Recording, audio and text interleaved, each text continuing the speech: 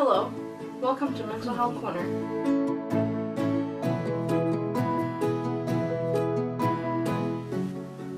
Getting a diagnosis for a mental health disorder is often a very hard thing to do for many reasons.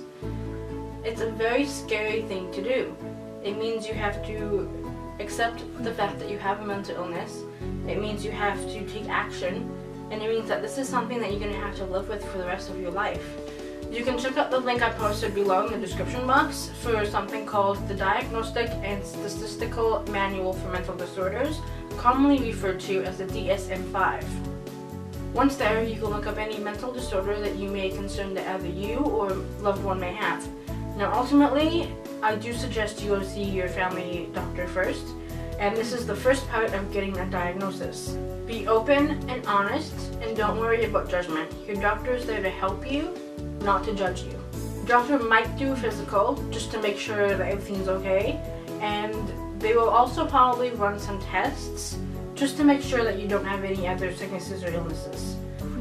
If your results come back clean and you consider it healthy, then your doctor will probably go on to diagnose you with a mental health disorder. Now, after you get diagnosed from your doctor, I highly recommend you go to a mental health professional, because ultimately they are the ones that know mental health more so than your family doctor. If you are comfortable with the mental health professional that you seeked out for a diagnosis, ask if you can see them regularly. Now, it may be once a week, twice a week, once a month. It just depends on what your needs are. Now, once in therapy, you will be able to talk about your mental illness and get the help that you need. This is a very important process of healing. Having a mental illness is nothing to be ashamed about. It does not mean you're lazy. It doesn't mean that you did this to yourself. It's just something that happened to you.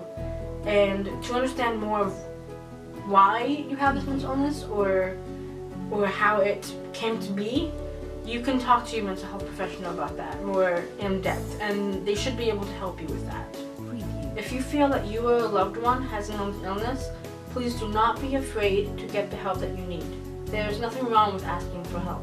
There's a quote that I have that says, "It is perfectly okay to admit that you're not okay."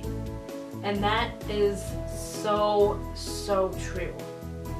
Life really is worth living, and it's okay if you don't agree with me right now on that statement, because sometimes I don't even agree with me on that statement. But right now in this moment, I really agree that life is worth living, and living with a mental illness completely takes that away.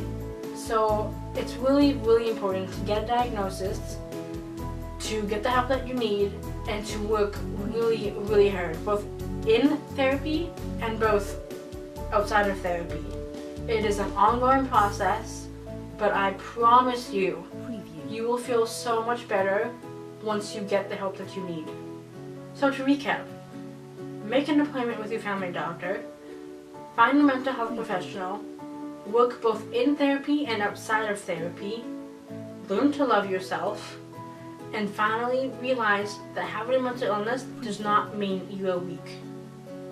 October 9th to 15th is Mental Illness Awareness Week, so be sure to follow me on my Twitter account, which is posted at the end of this video or in the description box below, to follow my tweets and to learn more about mental illness.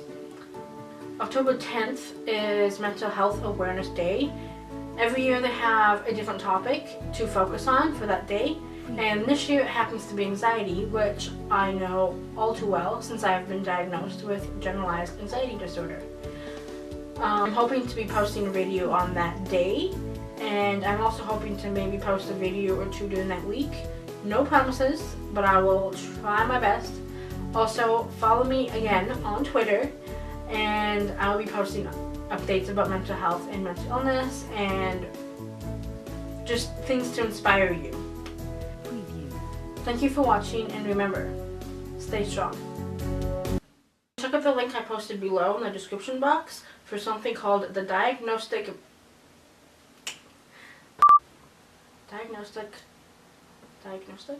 Diagnostic and Statistical Manual for Mental Disorders, commonly known as the DS. Okay, this is going to be difficult. Statistical.